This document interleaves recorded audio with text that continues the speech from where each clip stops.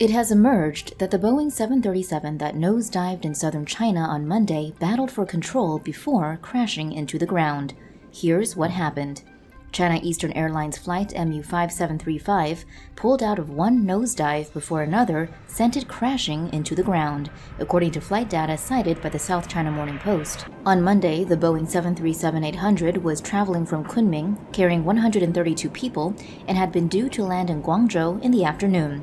Data from Flight Radar 24 shows that just after 2:20 p.m., the plane was at 29,100 feet when it began to dive down at speeds of up to 348 miles per hour. After 20 seconds, the rate of descent became slower, and for the next 45 seconds, the plane began to slowly level off. About 15 seconds later, however, with the plane at 8,600 feet, it fell into a second dive, which it did not recover from, crashing into the ground after around 30 seconds of falling in a wooded area of Teng County near Wuzhou City. No survivors have been found. The Associated Press reports that the Boeing 737-800 has an excellent safety record since it began flying in 1998, being involved in just 22 accidents in 116 million flights, and state media and Chinese regulators have so far given no indication the pilot reported trouble or other information that might shed light on the cause of the disaster. The 737-800's larger cousin, however, the 737 MAX, has suffered from design flaws which are thought to have led to two previous deadly crashes in Ethiopia and Indonesia. In April 2019, findings reported in the Wall Street Journal show that Ethiopian Airlines flight ET302 had been 450 feet or 137 meters above ground when the aircraft's nose began to pitch down. A pilot was heard saying pitch up," before their radio died. The aircraft, which was carrying 157 people, then crashed just 6 minutes into its flight, killing everyone on board. Just a year earlier, in October of 2018, Indonesia's Lion Air flight JT610 flew from Jakarta and crashed in the waters off of Java. The crash killed all 189 passengers and crew members aboard.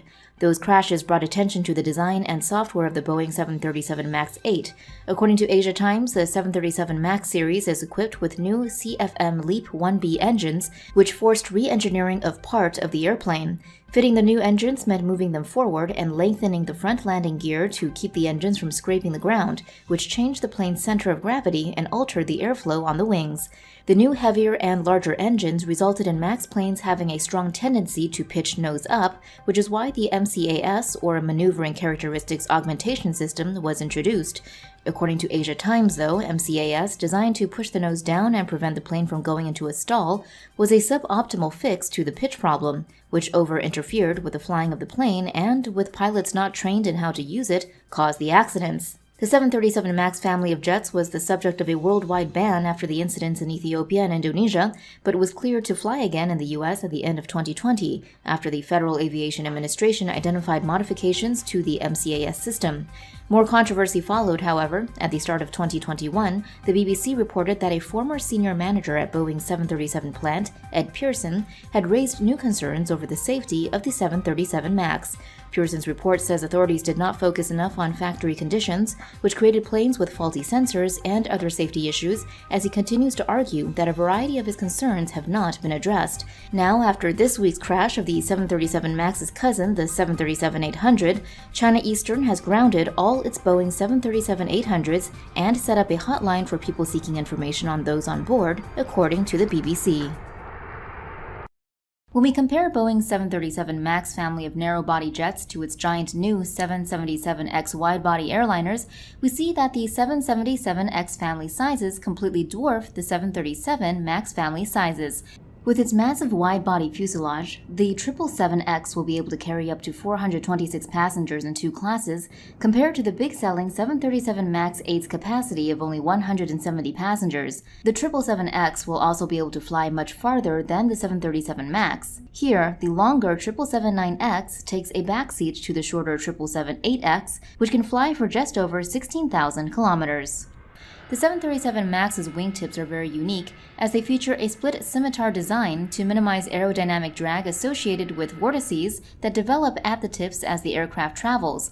To fight this same vortex effect, the 777X uses the same raked wingtip design used in the 787 airliner. These special wingtips increase the fuel efficiency and range of the 737 MAX and 777X models.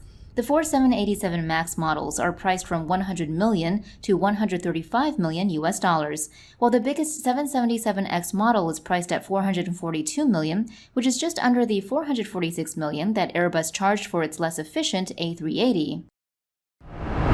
For more news animations and explainers, hit the subscribe and bell button to join the TomoNews family. Thanks for watching.